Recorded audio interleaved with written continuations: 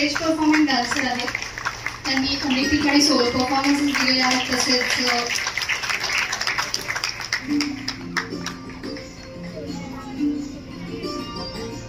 10 वर्षे गुरुवर्य अशोकराव कुलकर्णी यांच्याकडे तबला व गायनाचे शिक्षण घेत आहेत.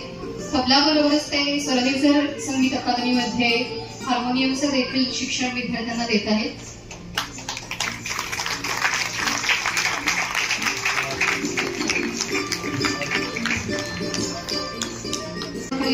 ललित कला केंद्र पुणे येथून मास्टर्स डिग्री देखील घेतलेली आहे. त्या गेली 17 वर्षे प्रत्यक्ष शिकत आहेत. जवळपास त्यांनी 50हून अधिक विद्यार्थ्यांना घडवलेले आहेत. घेतले. शिवाजी विद्यापीठ कोल्हापूर येथून व्हायोलिन डिप्लोमा पूर्ण केला आहे. व्हायोलिन बरोबरच संगीत अलंकार पूर्ण परीक्षा देखील त्यांनी दिलेली आहे. तसेच अनेक मान्यवरांबरोबर त्यांनी शास्त्रीय, उपशास्त्रीय तसेच नाट्यसंगीत, सुगम संगीत, गीतरामायण इत्यादी प्रकारात साथ देखील दिलेली आहे.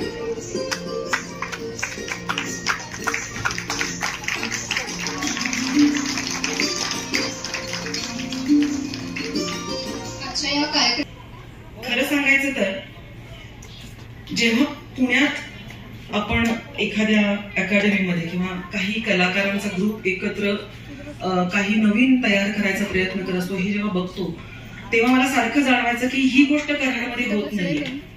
गाण्याचे विद्यार्थी येतात, गाणं शिकून जातात आणि हार्मोनियम शिकतात जातात, पण ह्या सगळ्यांची एकत्र इंटरॅक्शन होणं जी गरजेची आहे, कलेतनं, नुसत्या बोलण्यात नाही, कलेतनं, आणि ती कुठेतरी मिसिंग होती. आणि त्याच्यासाठी खरं तर हा सगळा अकादमीचा खटाटोप आपण उभा केला होता. सुदैवानं आपल्या अकादमीच्या सुदैवानं अनेक चांगले चांगले शिक्षक आपल्याकडे आहेत. काही शिक्षकांना त्यांच्या काही अडचणींमुळं रजा घ्यावी लागली आपली.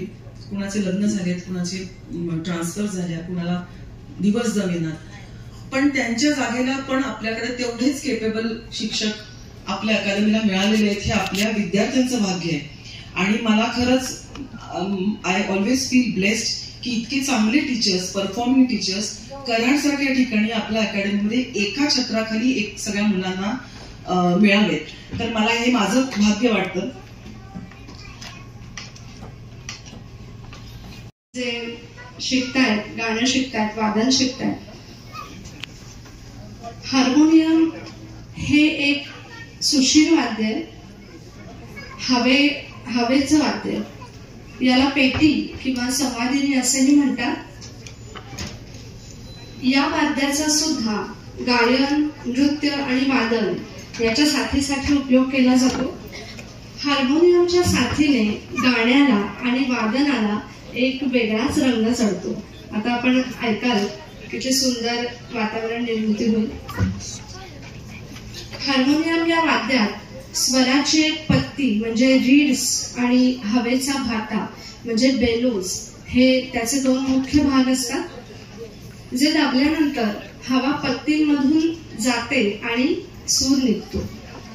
हार्मोनियमचा शोध हा विदेशात लागला असला तरी तो भारतीय संगीतात खूपच प्रसिद्ध झाला असून त्याचा अभ्यास आणि वापर भारतात खूप मोठ्या प्रमाणावर सध्या होत आहे. त्याच्या सोबतीने आता व्हायोलिन हे वाद्यही सादर होणार आहे. कानाला अतिशय मधुर वाटणारं असं हे वाद्य. हार्मोनियमच्या बरोबरीनेच व्हायोलिनचा एक जो संवाद आहे तो आपण आता ऐकणार आहोत.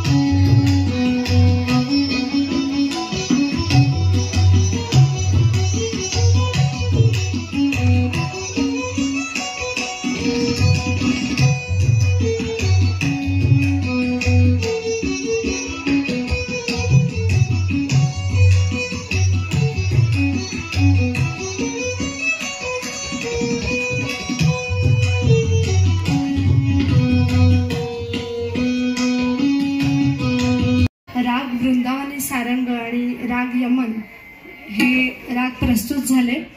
आता वेदा आदित्य, गणपती माने, स्वरा ईश्वरी गार्गी, श्रेया थोरात आणि दुर्वा पाटील हे सर्व मिळून समूहगीत वाजवणार आहे. हार्मोनियम आणि व्हायोलिन आता हे सगळे एकत्र वादन करणार आहेत.